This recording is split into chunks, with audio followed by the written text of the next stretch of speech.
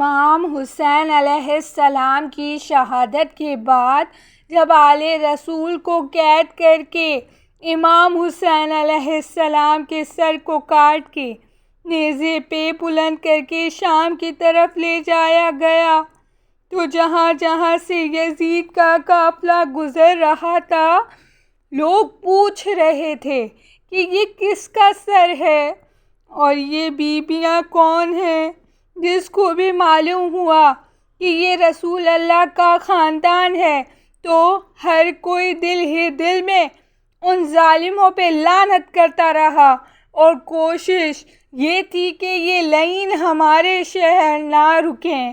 چلتے چلتے جب یزید کا قافلہ شہر گردان تک پہنچا تو وہ لوگ پہلے سے ہی باخبر ہو چکے تھے کہ فوج یزید نے اللہ کے رسول کے نواسے کو قتل کیا ہے، آل محمد کو قید کیا ہے، تو انہوں نے اپنے شہر کے دروازے بند کیے ہوئے تھے۔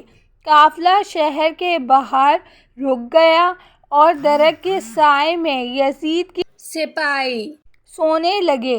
جب رات ہونے لگی تو راہب قریب آتا ہے اور دیکھے کہ ایک نورانی سر ہے جس پہ آسمان سے فرشتے آ کے سلام کر رہے ہیں اور وہ سر قرآن کی تلاوت کر رہا ہے۔ جیسے ہی واپس اپنے گھر جائے پوری رات سوچنے لگا کہ یہ کس مقدس ہستی کا سر ہے، بس فوراً صبح آ کے پوچھنے لگا۔ فوج یزید نے کہا کہ یہ حسین ابن علی کا سر ہے۔ راہب کہنے لگا حسین کون؟ تو وہ لوگ کہنے لگے حسین فاطمہ کا بیٹا، محمد کا نواسہ۔ وہ چیخ کے زمین پہ بیٹھ گیا اور کہنے لگا کتنے بدبخت ہو، اپنے رسول کے نواسے کو ہی قتل کر دیا، اور یہ عورتیں کون ہیں؟ تو کہنے لگا یہ رسول اللہ کی نواسیاں ہیں، بیٹیاں ہیں۔ رو رو کے راہب کہنے لگا اے شمر، مجھے اس مقدس سر کو ایک رات کے لیے دے دو۔ شمر کہنے لگا یہ قافلہ شام جا کے رکے گا کیونکہ ہمیں یزید سے بہت بڑا انعام ملنا ہے۔ راہب نے کہا میرے پاس 10,000 درہم ہیں، اگر ایک رات کے لیے سر دے دو تو وہ میں تمہیں دے دوں۔ آپس میں مشورہ کرنے کے بعد اس بات کو پہنچے کہ ایک رات اور سہی۔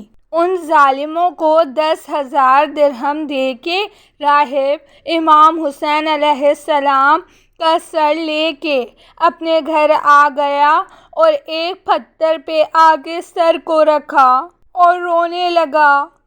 حسین علیہ السلام کے سر سے آواز آئی اے راہب، یاد کر جب تو اولاد کی دعا کروانے کے لیے میرے نانا کے پاس آیا تھا اور تمہارے مقدر میں اولاد نہیں تھی، میں نے اللہ سے دعا کی، اللہ نے تجھے 7 بیٹے عطا کر دیے، اور تم نے کہا تھا کہ آپ ایک مرتبہ میرے گھر آئیے گا۔ راہب آج میں حسین تیرے گھر ہی آ گیا۔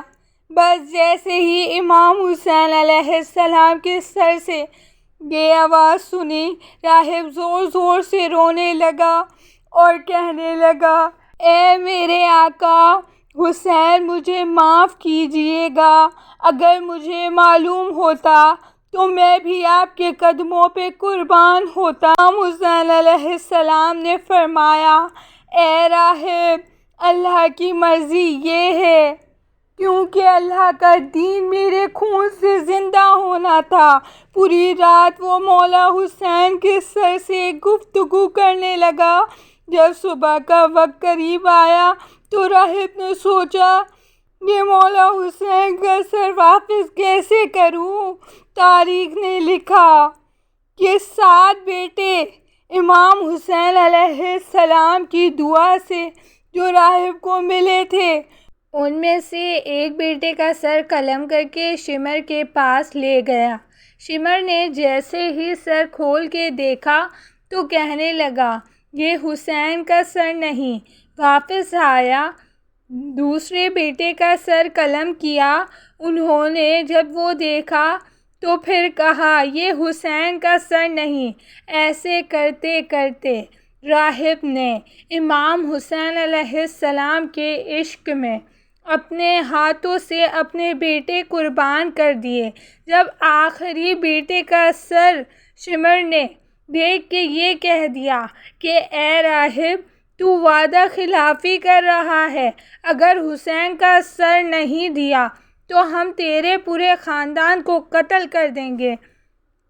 جیسے ہی واپس اپنے گھر پہنچا تو امام حسین علیہ السلام کے سر سے آواز آنے لگی، اے راہب، اپنے سارے بیٹوں کے سر ان کے جسم کے ساتھ رکھو، اللہ کے کرم سے تمہارے سارے بیٹے زندہ ہو جائیں گے، اور میرے سر کو فوج یزید کے حوالے کر دو، کیونکہ یہ اللہ کی مرضی ہے۔ ہمیں شام تک پہنچنا ہے اور ہر گلی، ہر بازار میں گزرتے وقت قرآن کی تلاوت سنانی ہے۔ میری بہن زینب کو خطبے دینے ہیں اور بازار سے گزرتے ہوئے اسلام کی تبلیغ کرنی ہے۔ تو بس راہب نے اپنے تمام بیٹوں کے سر ان کے جسم پر رکھے اور اللہ کے کرم سے وہ سارے کے سارے بیٹے زندہ ہو گئے۔ پھر روتا ہوا راہب امام حسین علیہ السلام کے سر مبارک کو فوج یزید کے حوالے کرتا ہے اور کہتا ہے، کتنے بدبخت ہو تم، اپنے رسول کے نواسے کو قتل کرتے ہو، ان کی بیٹیوں کو قید کرتے ہو، ان پہ ظلم کرتے ہو۔ تمہارا یہ ظلم قیامت تک تمہارے لیے لعنت بن جائے گا۔ آج بھی اس پتھر سے خون نکلتا ہے جس پتھر پہ امام حسین علیہ السلام کے سر کو رکھا گیا، کیونکہ شہید کبھی مرتا نہیں اور خون ناحق کبھی چھپتا نہیں۔